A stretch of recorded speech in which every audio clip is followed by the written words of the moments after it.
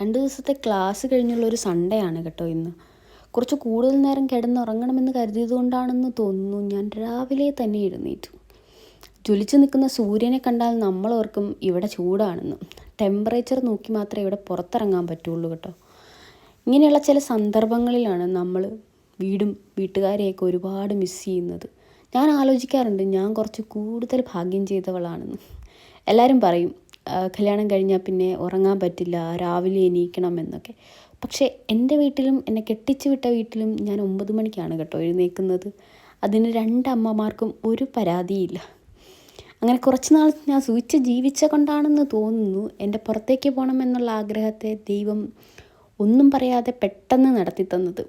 സത്യം പറഞ്ഞാൽ ഇക്കരെ നിൽക്കുമ്പോൾ അക്കരെ പച്ചയാണ്.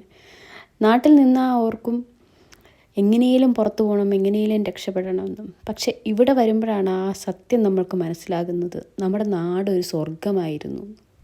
നിങ്ങൾ ഓർക്കണുണ്ടാവുമല്ലേ ഡേ ഇൻ മൈ ലൈഫ് എന്ന് പറഞ്ഞിട്ട് ഇവളെന്ത് തേങ്ങയി പറയണേന്ന്. വിഷമം കൊണ്ടാണ് ഗൈസ്. സൺഡേ ആയിട്ട് ഫുഡൊക്കെ ഉണ്ടാക്കി കഴിഞ്ഞ് ചുമ്മാ ഇരുന്നപ്പോഴാണ് കേട്ടോ ഞാൻ ഓർത്തത്, കോളേജിൽ നിന്ന് ബസ്സിൽ വരുമ്പോൾ ഞാൻ താമസിക്കുന്ന സ്ഥലത്തിനടുത്ത് നല്ലൊരു പ്ലേസ് ഞാൻ കാണാറുണ്ട്. എന്നാൽ പിന്നെ അവിടം വരെ ഒന്ന് പോയി വരാമെന്ന് കരുതി ഇറങ്ങിയതാണ്. പറയാതിരിക്കാൻ വയ്യ, അടിപൊളി സ്ഥലമായിരുന്നു കേട്ടോ. നല്ല തണുപ്പും നല്ല കാറ്റും ഉണ്ടായിരുന്നു. എങ്കിലും ഞാൻ കുറേ ദൂരം നടന്നു ചെന്നു. അപ്പോഴാണ് ഞാൻ ഓർത്തത്, ദൈവമേ ഇത് മുഴുവൻ ഇനി ഞാൻ തിരിച്ചു നടക്കണമല്ലോ എന്ന്. എങ്കിലും വെച്ച കാലം മുന്നോട്ടെന്ന് പറഞ്ഞ് ഞാൻ പിന്നെയും നടന്നു. അപ്പോഴാണ് അത് സംഭവിച്ചത്. ഞാൻ നടന്ന് എൻ്റെ അപ്പാർട്ട്മെൻറ്റിൻ്റെ പുറകിൽ തന്നെ എത്തി. ഇതിപ്പോൾ ലാഭമായല്ലോ. അങ്ങനെ ഞാൻ എൻ്റെ വീട്ടിലേക്ക് പോയി. അപ്പോൾ ഇത്രയേ ഉള്ളൂ, ബൈ.